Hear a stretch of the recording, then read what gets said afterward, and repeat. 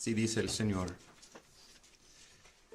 Pablo, siervo de Cristo Jesús, llamado a ser apóstol, apartado para el Evangelio de Dios, que él ya había prometido por medio de sus profetas en las Santas Escrituras, acerca de su Hijo, que nació de la descendencia de David según la carne, y que fue declarado Hijo de Dios con poder, conforme al Espíritu de santidad, por la resurrección de entre los muertos, nuestro Señor Jesucristo, por medio de quien hemos recibido la gracia y el apostolado para promover la obediencia de la fe entre todos los gentiles, por amor a su nombre, entre los cuales estáis también vosotros, llamados de Jesucristo. A todos los amados de Dios que están en Roma, llamados santos, gracia a vosotros y paz de parte de Dios nuestro Padre, del Señor Jesucristo. Esta es la palabra del Señor. Gracias a Dios. Oremos. Gracias, Dios. Gracias por tu palabra poderosa para salvar.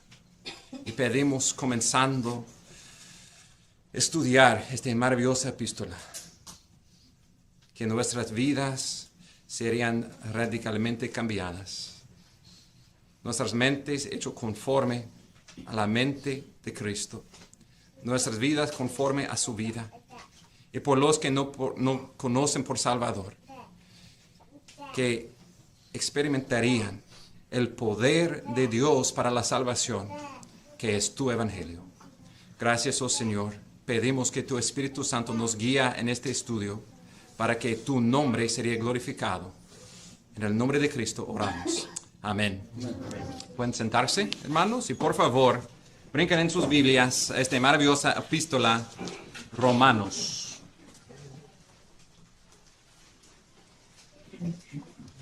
Siempre es con una mezcla de gozo y temor que comienzo estudiando y enseñando un nuevo libro de la Biblia, especialmente este libro de Romanos. Esta carta ha sido utilizado por Dios, pues claro, inspirado por Dios, y utilizado por Dios grandemente en la historia de su iglesia. Fue por medio de Romanos que Dios salvó San Agustín, Martín Lutero, John Wycliffe y también yo. Pero no me pongo en la misma categoría con estos hombres, pero pobres pecadores como yo también. Esta palabra es poderosa. Y estoy orando que Dios lo utilice en nuestras vidas, cada uno de nosotros, por un avivamiento espiritual. Hoy vamos a tocar simplemente la introducción de la carta. Vamos a ver 4 cosas. Primeramente, el mensajero, Pablo, y vamos a ver cómo él se identifica esta iglesia de los romanos. En versículos 2 a 4 vamos a ver su mensaje central de toda su vida y de esta carta. Su mensaje es el Evangelio, las buenas noticias de Jesucristo, el Hijo de Dios con poder. En versículo 5 vamos a ver su meta, la meta de su vida y la meta de esta carta, que es producir la obediencia de la fe. Vamos a ver qué significa la obediencia de la fe. Y ya esa obediencia de la fe tiene una meta más grande, que es por amor del nombre de Dios, es para la gloria de Dios. Y finalmente vamos a ver a quién él está escribiendo. Él está escribiendo a los romanos y vamos a ver cómo él llama a ellos, cómo Dios está llamando a ellos de ser comisioneros junto con Pablo en la obra de la proclamación de este evangelio. Y también, este es el punto, él está llamando a nosotros también. Si Jesús es, conforme al evangelio, el Hijo de Dios con poder, este significa que somos esclavos, llamados para servir y proclamar las buenas noticias del reino de nuestro Salvador Jesús. Con eso entramos en el texto, en Romanos 1:1. Dice, Pablo, siervo de Cristo Jesús, llamado a ser apóstol, apartado para el Evangelio de Dios.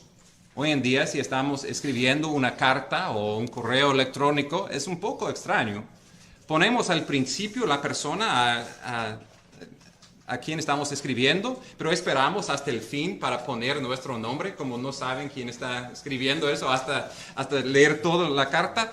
En tiempos antiguos no fue así, fue un poco más lógico. Comenzaron declarando quién está escribiendo esta carta, y Pablo dice, Pablo, claro, inspirado por el Espíritu, pero es Pablo escribiendo, y él se identifica con dos palabras significantes.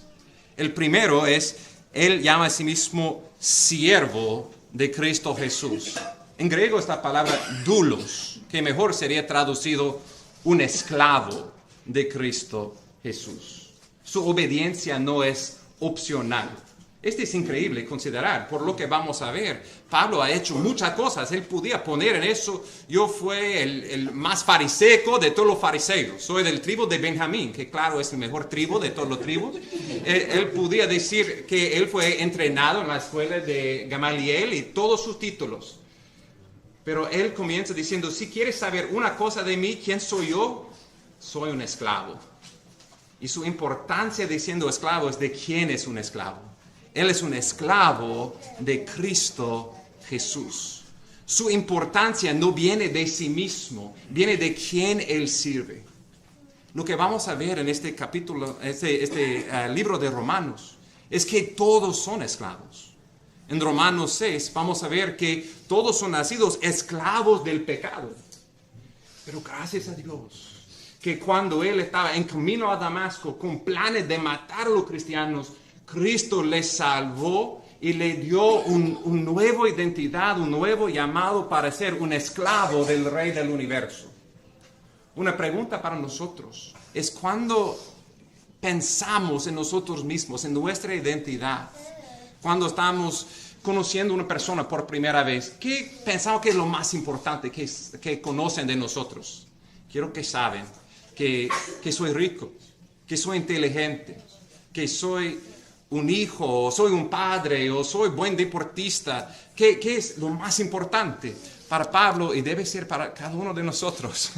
Somos esclavos del Rey del universo, esclavos del Señor Jesucristo. Y esta es la importancia de esta palabra que vamos a ver en versículo 4 y versículo 7. Él nombra a Jesús el Señor Jesucristo. La palabra en griego, Señor, es la palabra kurios. Significa un soberano, el amo, el dueño. Jesús no puede ser nuestro Salvador si tampoco Él no es nuestro Señor, el Rey de nuestra vida. Él fue un siervo, un esclavo de Cristo Jesús, llamado a ser apóstol. Este es el otro descripción o título que Él da a sí mismo, que al fin de cuentas no fue dado a sí mismo. Él dice, apartado para el Evangelio de Dios. La palabra apóstol significa uno quien es enviado. En un sentido, todos nosotros, vamos a ver, somos enviados por Jesús para proclamar esas buenas noticias. Pero en este caso, apóstol tiene una significancia muy especial. El oficio de apóstol no existe hoy, porque los apóstoles tenían ciertas cualificaciones, incluso tenían que ver con sus ojos, ser testigos de la resurrección de Jesús. En 1 Corintios 15, Pablo dice que él fue lo último de los apóstoles. Habían los 12, pero Pablo, siendo lo último, cuando estaba en camino a Damasco, recibió esta visión de Jesús resucitado. Y junto con esta visión de Jesús, él recibió un llamado. Él fue enviado para ser el apóstol a los gentiles. Los gentiles, si pensamos en las dos categorías de las naciones, habían los judíos y el resto, como nosotros, los gentiles. Pablo tenía una carga grande para ir al mundo, a los gentiles como nosotros, para proclamar la buena noticia de Jesús. Él fue el enviado apartado de Dios, dice el texto. Más amplio, en Gálatas 1, 15, 16, él dice, pero cuando Dios, que me apartó desde el vientre de mi madre, me llamó por su gracia, tuvo a bien revelar a su Hijo en mí, para que yo le anunciara entre los gentiles.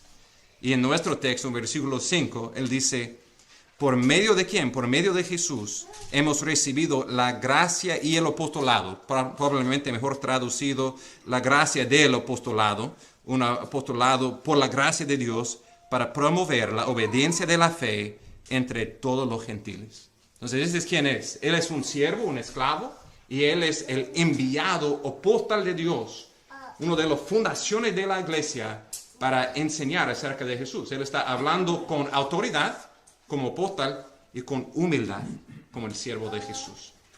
Segundo, vamos a ver cuál es su mensaje. Él es el apóstol, versículo 1, y apartado para el evangelio de Dios. Este es su mensaje. El mensaje central de todos Romanos. Las buenas noticias. Nota lo que dice. El evangelio de Dios. Este es sumamente importante. Estas buenas noticias primeramente tienen su fuente de Dios. Este no fue la invención de Pablo. ¡Wow! ¡Cuán increíble teólogo fue Pablo! No, este es el mensaje de Dios mismo. Él es el autor de esas buenas noticias. Y dice, este evangelio de Dios consiste en las buenas noticias de Dios revelando quién Él es, dando sí mismo a nosotros. Dios no es solamente la fuente del evangelio, Él es el enfoque del evangelio. Él es el centro del evangelio, como vamos a ver. Y debe ser el centro de nuestra vida. Él describe este evangelio en versículo 2 diciendo que este no es algo nuevo, es el cumplimiento de la promesa de Dios desde el principio de la historia de redención en Génesis. Versículo 2. Este evangelio de Dios que Dios había prometido por medio de sus profetas en las santas escrituras. Nota que este evangelio, otra vez, no es algo nuevo inventado por Pablo, nuevamente revelado, pero que fue prometido en el Antiguo Testamento, que ahora está siendo cumplido con Jesucristo. Si brincamos al fin de esta epístola, Romanos 16,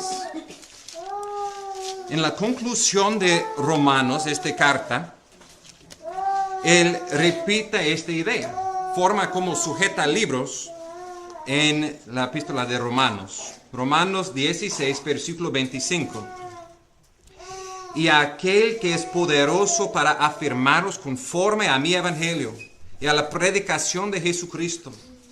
Nota, según la revelación del misterio que ha sido mantenido en secreto durante siglos sin fin, pero que ahora ha sido manifestado por las escrituras de los profetas conforme al mandamiento del Dios eterno, se ha dado a conocer a todas las naciones para guiarlas a la obediencia de la fe.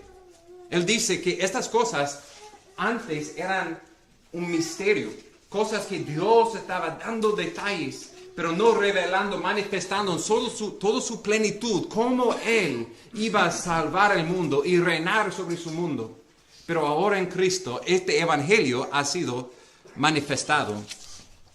Quiero rápidamente, porque los que me conocen saben que una de las cosas que Dios usó para salvarme fue demostrando que desde Génesis hasta Apocalipsis Dios tiene un plan de salvación. Y quiero ver rápidamente cómo este funciona con tres promesas que vamos a ver entre Romanos 1 y Romanos 16. El primero es el protoevangelium, el primer evangelio, en Génesis 3:15. Recuerda que Adán y Eva pecaron. Y Dios vino a Adán, a Eva y a la serpiente. Y declaró juicio, maldición sobre el serpiente. Él dijo que iba a ser conflicto entre la simiente de la mujer y la simiente del serpiente. Un conflicto entre el pueblo de Dios y el enemigo, hasta que el simiente de la mujer vino, herido en el calcañar. Él iba a tener que sufrir, pero él iba a aplastar la cabeza del serpiente. Este fin de semana teníamos un serpiente plástico en la yarda y Sheila vino, ¡oh, hay un serpiente! Vino, porque si recuerdan, otra vez hemos tenido un copperhead en nuestro jardín, entonces ya estaba corriendo y ya fue plástico. Ok, ¿qué hacemos con los serpientes? Ella tomó los scissors, se cortó su cabeza. No sé qué pensó Owen con su serpiente plástico, pero esto es lo que hacemos con serpientes. Aplastamos sus cabezas. Es porque esto es lo que Jesús hizo en la cruz por nosotros. En Romanos 5 vamos a ver que Jesús es un nuevo Adán. Por la desobediencia de Adán, todos eran hechos pecadores. Pero por la obediencia de Jesús, por su muerte en la cruz, los que creen en él somos hechos justos en los ojos de Dios, salvados por su gracia. Y Romanos 16, versículo 20 dice, y el Dios de paz aplastará pronto a Satanás debajo de vuestros pies. Somos más que vencedores en Cristo sobre Satanás, aplastando su cabeza bajo nuestros pies. Esta es una de las promesas. Segunda promesa que vamos a ver es la promesa a Abraham. Abraham es un personaje muy importante en Romanos, porque en en Génesis 12:3, Dios dio una promesa a Abraham, que él, con su simiente, con su familia, con la tierra, él iba a bendecir todas las familias de la tierra. ¿Y cómo recibió esta promesa Abraham? En Génesis 15, él creyó y Dios lo contó por justicia. Por eso él fue nombrado un padre de muchas naciones. Y vamos a ver en Romanos la pregunta acerca de cómo esta salvación no es solamente por los judíos, por los descendientes de Abraham, pero por todas las familias de la tierra, por judíos y por gentiles, por todos que como Adán confían en Dios. Solo por fe somos declarados justos y hechos miembros de la familia de Dios, del un solo pueblo de Dios, por fe en su Hijo Jesús. Tercera promesa, vamos a ver más adelante en nuestro pasaje. En 2 Samuel 12, Dios dio un pacto, una promesa al rey David, que después de él iba a venir un rey para reinar para siempre. Él iba a ser llamado Hijo de Dios. Este iba a ser su título. Y él iba a reinar para siempre. Y finalmente, y quiero ir allí, el nuevo pacto en Isaías 52. Isaías 52. Encontramos nuestra palabra evangelio. En el tiempo del nuevo pacto, la nación de Israel y Judá eran juzgados, condenados por su desobediencia al antiguo pacto, a la ley mosaico. Vamos a ver en Romanos que nadie podía cumplir este pacto, esta ley. Pero Dios en su gracia dio un nuevo pacto. Y Él prometió en Isaías 52, versículo 7, qué hermosos son sobre los montes los pies de que trae buenas nuevas. Aquí está, el evangelio. Cuán hermosos son los pies que traen este evangelio. ¿En qué consiste este evangelio? Que anuncia paz, que trae las buenas nuevas de gozo, que anuncia la salvación. Y dice a Sión, tú, Dios, reina. Estas son las buenas noticias. Que un pueblo pecaminoso separado de su Dios, pero Dios iba a venir, salvar a su pueblo, darles paz, gozo, perdón de su pecado y reinar sobre ellos, abrir sus ojos para ver, tu Dios reina. Estas son las buenas noticias. Regresamos entonces a Romanos. En Romanos 10:15, él cita Isaías 52, 7 para declarar, estas son las mismas buenas noticias que Pablo está anunciando y que debemos confiar. Ok, Romanos 1, 3 y 4. Lo que Pablo explica acerca de este misterio, de este nuevo Adán, de este hijo de Abraham, quien iba a bendecir las naciones, de este rey que iba a reinar para siempre, este Dios quien iba a reinar y salvar a su pueblo. este Salvador es Jesús. Y él explica esas buenas noticias en versículos 3 y 4. El Evangelio acerca de su Hijo, que nació de la descendencia de David según la carne. La Biblia enseña que hay un solo Dios en tres personas: el Padre, el Hijo y el Espíritu Santo. Jesús es Dios, el Hijo. Y el texto dice, este evangelio es acerca de su Hijo. El evangelio es enfocado en Cristo, el Hijo de Dios, que nació de la descendencia de David según la carne. Hay una indicación en esta palabra, según la carne, que había más a su identidad. Jesús es más que un hombre. Jesús es Dios. Eternamente ha sido Dios. Y en la plenitud del tiempo, Él fue encarnado. Él, siendo Dios, tomó a su naturaleza divina una naturaleza humana para ser 100% Dios y 100% hombre. Jesús es el Dios hombre. Y Él fue nacido, encarnado, un simiente de David. La significancia de eso, otra vez, es este pacto que Dios hizo con David, que uno de sus descendientes iba a reinar para siempre. Y como leemos especialmente en el tiempo de la Navidad, lugares como Lucas 1 y 2 o Mateo 1, mucha importancia puesto en que Jesús fue nacido en Belén, en la ciudad de David, conforme al linaje de David, conforme a todas esas profecías, porque Dios estaba cumpliendo su promesa por un hijo de David, quien iba a reinar. Versículo 4, él dice, Él que fue declarado Hijo de Dios con poder, conforme al Espíritu de Santidad, por la resurrección de entre los muertos, nuestro Señor Jesucristo. Pasa conmigo a Salmo 2, este salmo que hemos leído y cantado en nuestro llamado de adoración. Este Salmo 2 es conectado con la profecía en 2 Samuel 12, este pacto davídico. Es un salmo del Mesías.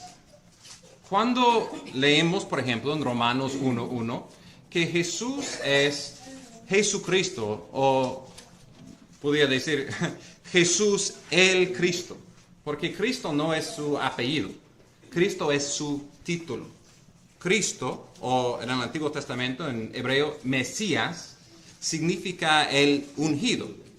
Y en el Antiguo Testamento, los profetas, los sacerdotes y especialmente los reyes eran ungidos con aceite para separarles por su oficio. Una declaración que necesitaban el Espíritu Santo para capacitarle para cumplir su papel. Y en Salmo 2 leemos, se levantan los reyes de la tierra, los gobernantes traman unidos contra Jehová y contra su ungido, su Mesías, su Cristo. Y en versículo 7, ciertamente anunciaré el decreto de Jehová que me dijo, mi hijo eres tú, yo te he engendrado hoy. Tenemos que entender entonces que cuando leemos Hijo de Dios en la Biblia, a veces se refiere a la verdad que Jesús es Dios el Hijo, que Jesús es Dios, la segunda persona de la Trinidad. También Hijo de Dios puede referir en esta ocasión a un título para el rey del linaje de David. Entonces, cuando él dice, mi hijo eres tú, yo te he engendrado hoy, el salmista está veando el día en que el ungido Cristo va a ser reconocido, declarado de Jehová como rey sobre todo el mundo, sobre todos los reyes. Él es el rey de reyes. Esta es la declaración. ¿Cuándo pasó eso en la vida de Jesús? Regresamos a Romanos 1:4. Dice que Él fue declarado Hijo de Dios con poder, conforme al Espíritu de Santidad, por la resurrección de entre los muertos. Ok. Entendemos ¿Cuándo fue Jesús nombrado Hijo de Dios? Un ejemplo, cuando Él fue nacido, en Lucas 1. La declaración del ángel fue que este bebé nacido fue el Hijo de Dios, reconocido como un rey, ya nacido como rey. Luego, en Lucas 3, cuando Él fue bautizado, recuerdan cómo los cielos abrieron. Descendió el Espíritu. Jesús fue ungido con el Espíritu de Dios y el Padre declaró: este es mi Hijo, con quien me complace. Él fue declarado Hijo de Dios en su bautismo. Luego, en la transfiguración, otra vez, 3 de los apóstoles escucharon la voz del Señor diciendo: este es mi Hijo amado, oíd a Él. Pero fue en particular, Pablo dice, cuando Jesús murió en la cruz por nuestros pecados, Él fue burlado como un falso Hijo de Dios. El título sobre su cruz dijo que Él es el Rey de los judíos. Este es un falso rey. Él no tiene una corona de oro, Él tiene una corona de espinas. Él fue vestido, burlado como falso rey. Pero Él es el verdadero rey. Y la declaración a todo el mundo que Él es el rey fue en su resurrección. El Padre declaró: este es mi Hijo amado. Y Él fue resucitado por el Espíritu de poder. Él ascendió a la diestra de poder y ahora Él está reinando sobre todo el universo. Mateo 28, Él ha recibido toda autoridad en los cielos y la tierra. Él es rey. Amén. No sé qué dijiste o no, pero amén a eso. Hechos 13, 32. Pablo dice: y nosotros os anunciamos la buena nueva, de que la promesa hecha a los padres, Dios la ha cumplido a nuestros hijos al resucitar a Jesús, como también está escrito en el Salmo 2: Hijo mío eres tú, yo te he engendrado hoy. ¿Recuerdan en la vida del rey David? Como él, cuando Saúl todavía fue rey, David fue ungido con aceite. Pero él tenía que sufrir mucho tiempo, incluso la persecución de Saúl mismo, hasta que con la muerte de Saúl, él fue nombrado, coronado como rey sobre Israel y Judá.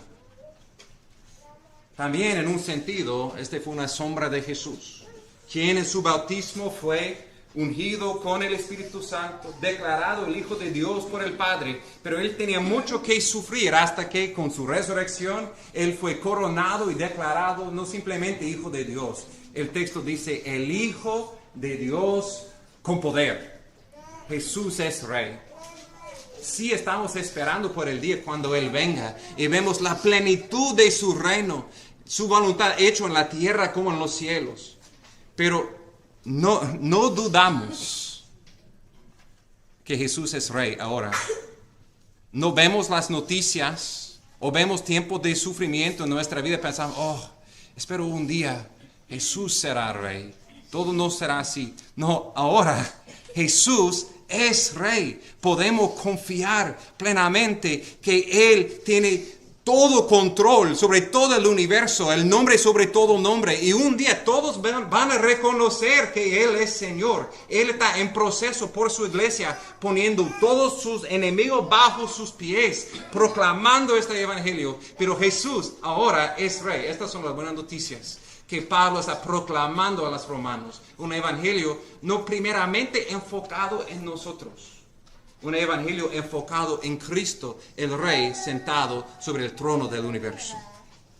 Este es su mensaje. Si estás aquí y Jesús no es tu Rey y Salvador, Él está llamándote ahora. Doblar la rodilla. Arrepentir del orgullo que también soy culpable de pensar que yo soy Rey de mi universo. Jesús es el único Rey. Nos humillamos delante de Él. Y en eso, veando, en un amor increíble, Él murió para salvarnos de este orgullo, de esta rebelión. y para hacernos esclavos de Él. Rinde su vida a Cristo en arrepentimiento y fe. Y si somos creyentes en Cristo, este debe darnos toda la confianza para ir y hacer discípulos, porque sabemos, vamos con una autoridad que no es nuestra, que Jesús es el Rey sentado en el trono, quien nos ha enviado para proclamar estas buenas noticias. Tercer punto, vamos a ver qué fue su meta, la meta de su vida y de esta carta. Versículo 5. Él regresa a su punto que él comenzó en versículo 1. Él fue llamado a ser apóstol, versículo 5, por medio de quien, por medio de Cristo, hemos recibido la gracia, el apostolado, ¿para qué? Para promover la obediencia a la fe o de la fe entre todos los gentiles, por amor a su nombre. Quiero desempacar esos dos aspectos, su meta secundaria y su meta primaria. Su meta secundaria es la obediencia de la fe entre todos los gentiles. ¿Cuál es la obediencia de la fe? Hay unos que dicen, la obediencia de la fe es la obediencia que consiste en creer en Cristo. Y este es correcto. Hay otros que dicen, es la obediencia que viene porque creemos en Cristo, somos cambiados y por eso obedecemos a Cristo. Y también creo que este es correcto. Quiero ver los dos lados. Primero, no es opcional creer en Cristo. Cristo, cuando Él vino proclamando el Evangelio, en Marcos 1, Él no lo presentó como tristemente muchos lo hacen hoy. Dios tiene un maravilloso plan para tu vida. Una buena opción. Si quieres, puedes tomar esta medicina y va a funcionar un poco. O tengo mejor opción. Puedes creer en Cristo y ha funcionado para mí. No, es de cómo presenta el anuncio del Evangelio.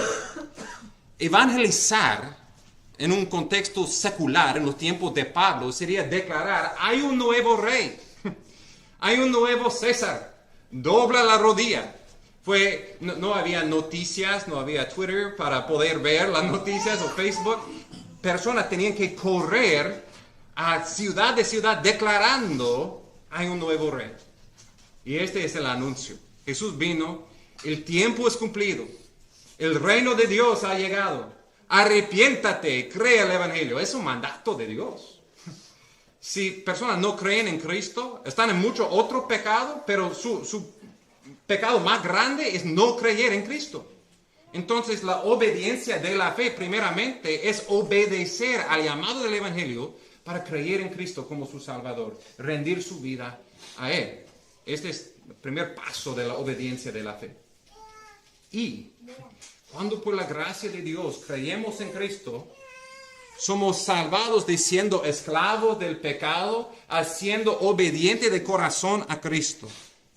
Romanos 6:17 dice, pero gracias a Dios que aunque erais esclavos del pecado, os hicisteis obedientes de corazón a aquella forma de enseñanza a la que fuisteis entregados.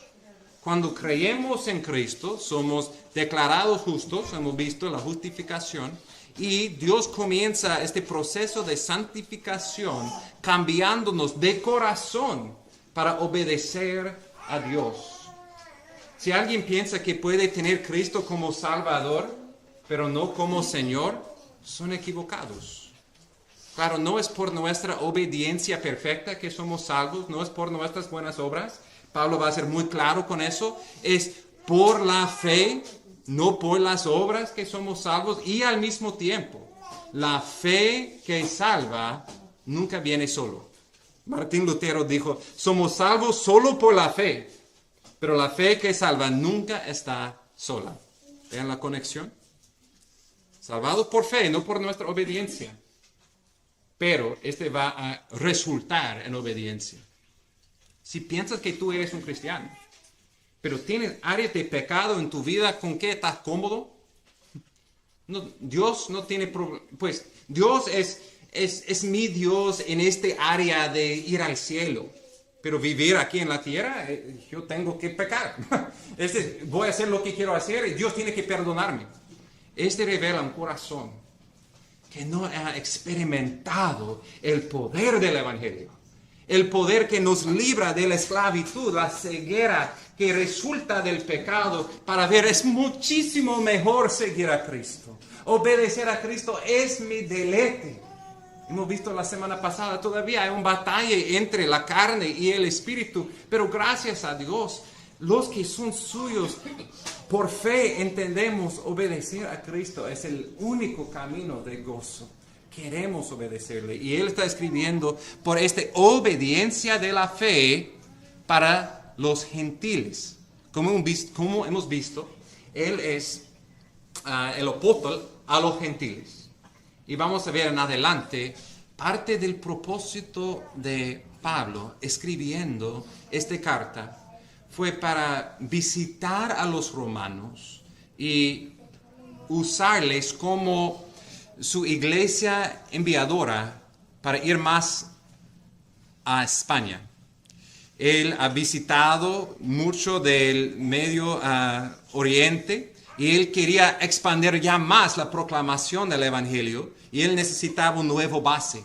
Entonces él está diciendo, esta es mi meta, la obediencia de la fe hasta los confines de la tierra, a los gentiles allí. Este fue su deseo. Y nota lo que él dice, fue su meta secundaria, la obediencia de la fe por amor a su nombre. Pablo es un hombre quien vea claramente cuál es nuestro propósito de vivir. Nuestra razón por la existencia, por levantarnos de la cama cada día. Existimos para la gloria de Dios y regocijarnos en Él. Vamos a ver eso en Romanos. En Romanos 11, 36, Él dice, porque de Él, por Él y para Él son todas las cosas. A Él sea la gloria para siempre. Amén. Este es el razón por todo lo que existe en el universo. Es de Dios, por Dios, es para Dios, para su gloria. Él es el centro. Somos sus esclavos. Él termina su carta en Romanos 16, 26. Conforme al mandamiento del Dios eterno, se ha dado a conocer todas las naciones para guiarles a la obediencia de la fe. Él termina con esta bendición, doxología. Al único y sabio Dios, por medio de Jesucristo, sea la gloria para siempre. Amén. Este es el centro de su ser. Yo creo que sea el centro de nuestro ser también, nuestro propósito de vivir. No hay nada más importante. No hay ninguna otra meta financiera o relacional. Cuando son jóvenes y quiero ser casado, quiero tener este trabajo, esta casa, quiero este fama, Lo más que vivimos, lo más que entendemos, si cumplimos esas metas o no, aunque es bueno tener metas santificadas, al fin de cuentas no satisfacen. Estamos mirando un documentario de una mujer increíble, 60 algo años, quien nadó desde Cuba a Florida. Y más que 100 miles, más que 50 horas nadando, ya, no puedo nadar por 5 minutos. Ya. Pero ¿por qué hizo eso? Ella quería la gloria. Y después de toda su vida dedicado a esta meta, terminó sin propósito. ¿Qué hago con mi vida? ¿Y qué cambio hizo eso para el mundo?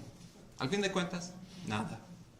Pero si vivimos para la gloria de Dios, aunque nadie más lo vea, aunque parece tan insignificante, podemos cambiar las pañales para la gloria de Dios. Lavar los platos, limpiar el baño, podemos hacer la cama, podemos trabajar duro día tras día en cosas no reconocidas como importantes a nadie más, pero sí nuestra motivación es quiero que mi Creador sea honrado, haciéndolo con gratitud por la vida que Él me ha hecho, me ha dado, en el poder que Él me da para que otros vean tan grande es mi Dios, esta vida tiene propósito.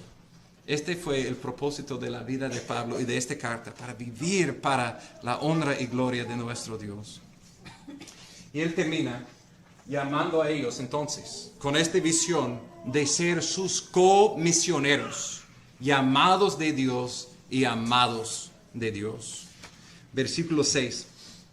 Entre los cuales, entre esos gentiles, quien deben obedecer a la obediencia de la fe, en los cuales estáis también vosotros llamados de Jesucristo. Él va a decir tres cosas acerca de ellos. Que ellos también son llamados de Jesucristo, que son amados de Dios y son llamados santos. Primero, que son llamados de Jesucristo. Son llamados como Pablo para la obediencia de la fe, en todo lo que este significa. Que ellos son llamados a creer en Cristo, obedecer a Cristo y ser sus embajadores proclamando el evangelio del Rey con poder a todas las naciones. Otra vez, Él está tratando de prepararles por su petición al fin de la carta, que Él quiere visitarles para usarles como un base de su misión a España. Espero que todos nosotros también vemos que somos personas en misión, que somos llamados no simplemente a recibir de la gracia del evangelio, pero extender esta gracia también a otras personas. Llamados de Jesucristo. Segundo, versículo 7, a todos los amados de Dios que están en Roma. Si ellos van a servir, si ellos van a dar su vida para traer el evangelio hasta los confines de la tierra, ellos primeramente tienen que entender que ellos son amados por Dios. Y no al revés. No que ellos hacen suficientemente bien, Dios va a amarles. No. Amamos a Dios porque Él nos amó primero. Y este va a ser un tema importantísimo en Romanos. Que ellos, como nosotros, aunque somos pecadores, destituidos de la gloria de Dios cuando éramos sus enemigos, Romanos 5, 8, pero Dios demuestra su amor para con nosotros, que siendo aún pecadores, Cristo murió por nosotros. Ellos y nosotros somos amados por Dios, no porque somos buenos, pero porque Dios nos ama. Él nos ama porque Él nos ama. Él demostró ese amor enviando su Hijo amado para morir en la cruz por nuestro pecado. Este debe ser la motivación para ir y extender amor y gracia a otros por el amor que hemos recibido en Cristo. Somos amados. Y este amor es un amor eterno. Un amor que no cambia. Hemos visto en Romanos 8:39. Ninguna otra cosa creada nos podrá separar del amor de Dios que es en Cristo Jesús, Señor nuestro. No hay nada y nadie en todo el mundo que puede separar su pueblo de su Dios. Somos seguros en las manos del Padre y el Hijo, amados de Dios desde la eternidad hasta la eternidad. Y siendo los llamados de Cristo y amados por Dios, Él dice en versículo 7 otra vez, llamados santos. Llamados santos. Dos ideas importantes que hemos visto en nuestro estudio de las doctrinas de gracia. Primeramente, que ellos son llamados eficazmente de Dios. Regresa a Romanos 8:30.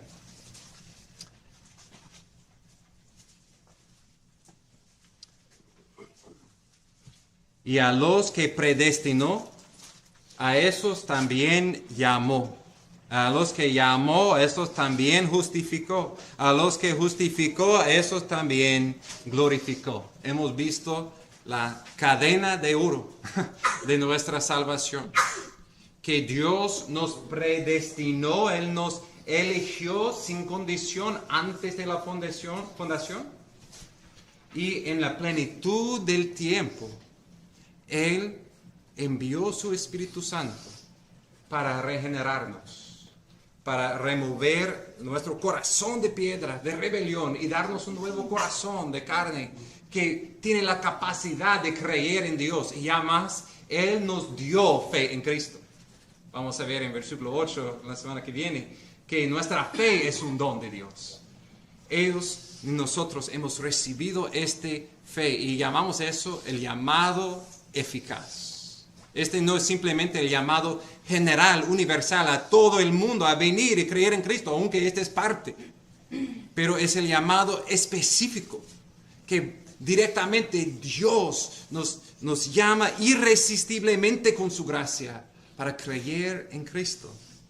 Somos llamados, y dice versículo 7, otra vez, llamados santos.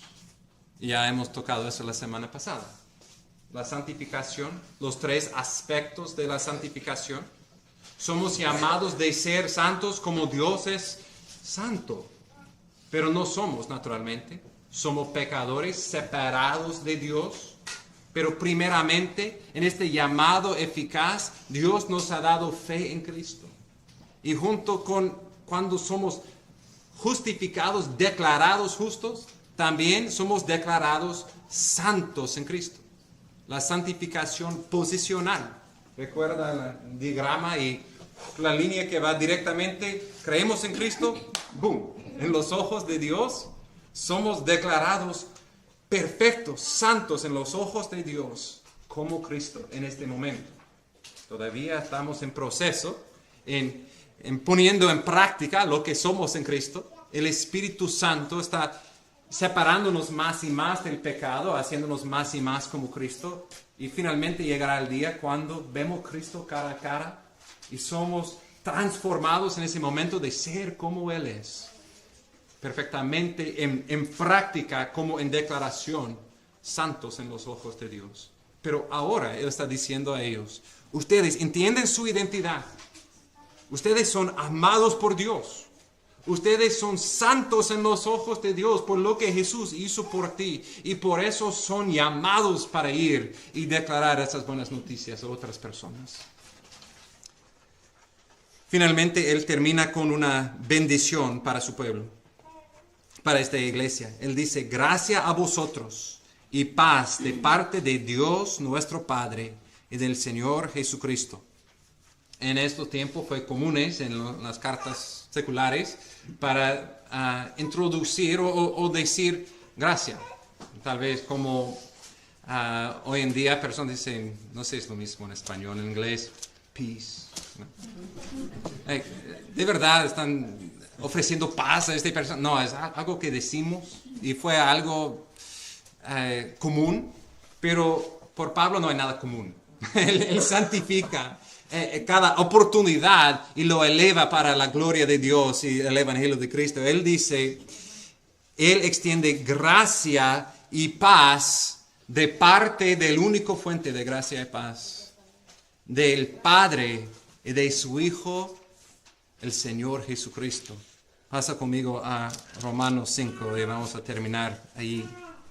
Él describe este paz y gracia que encontramos en este Evangelio. Romanos 5:1. Por tanto, habiendo sido justificados por la fe, tenemos paz para con Dios por medio de nuestro Señor Jesucristo, por medio de quien también hemos obtenido entrada por la fe a esta gracia en la cual estamos firmes y nos gloriamos en la esperanza de la gloria de Dios.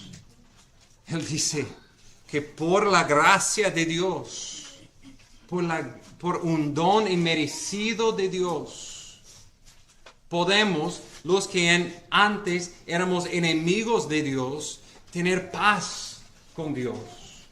Más que simplemente un sentimiento interior de paz, un paz real. La razón por todo el conflicto en el mundo, por todo el conflicto en nuestra alma, es primeramente porque hay un conflicto entre nosotros y nuestro Creador por causa de nuestro pecado. Pero Dios, en su gracia, envió a Jesús para tomar nuestro lugar en la cruz, tomar toda la ira de Dios en la cruz y morir para satisfacer esta ira. y en su resurrección para resolver este conflicto con Dios. Dios siendo justos y nosotros siendo injustos, pero Él fue nuestro mediador, tomando nuestro lugar, y Él murió para darnos paz con Dios. ¿Cómo recibimos esa paz? Siendo justificado por la fe, no por ninguna obra que hacemos. Por fe en Cristo somos declarados santos, justos en los ojos de Dios, y tenemos paz con Dios. Y ahora, ¿cómo vivimos? Versículo 2 otra vez. Hemos obtenido entrada por la fe a esta gracia en la cual estamos firmes. La gracia de Dios no simplemente nos salvó al principio, pero toda nuestra vida, lo que está alrededor de nosotros, motivándonos, llenándonos por el Espíritu, es la gracia de Dios quien está sosteniéndonos desde el principio hasta el fin. Y Pablo comienza su carta escribiendo a ellos diciendo, este paz, este gozo de parte de nuestro Padre, de parte de nuestro Señor Jesucristo, se sostiene por esta obra misionera para traer hasta los confines de la tierra la declaración de este evangelio. El evangelio que Jesús es el Hijo de Dios con poder, reinando sobre todo. Y tú y yo somos sus esclavos. Declaramos estas buenas noticias. Oramos, hermanos. Gracias, oh Señor. Gracias por estas buenas noticias. Que Jesús, tú eres Dios el Hijo, nacido para vivir una vida perfecta, morir en la cruz por nuestro pecado y ser declarado el Hijo de Dios, el Rey con poder en tu resurrección. Gracias que ahora estás reinando y nos has salvado para ir y proclamar esas buenas noticias hasta los confines de la tierra. Te pido, Señor, si hay alguien aquí que no ha doblado la rodilla de su vida, de su corazón, a ti como su Salvador y su Señor, te pido por la gracia de obedecerte en fe, rendir sus vidas y encontrar en ti, recibir de ti la vida eterna. Y te pido, oh Señor, por todos que por tu gracia hemos sido rescatados de la esclavitud de nuestro pecado anterior para ser esclavos de Cristo. Te pido, oh Señor, por la gracia de primeramente obedecerte, obedecer por fe, de no creer la mentira del enemigo, que él tiene con sus tentaciones algo mejor que tú. Tú eres, oh Señor, la fuente de supremo gozo. Lo mejor de las buenas noticias consiste en ti, tenerte como nuestro Dios. Oh Señor, pedimos que nuestros corazones, por medio de esta maravillosa carta, serían más y más enamorados con tu gloria, centrados en tu evangelio, dedicado a conocerte y a hacerte conocido. Por tu honor y gloria, oh Señor, oramos. Amén.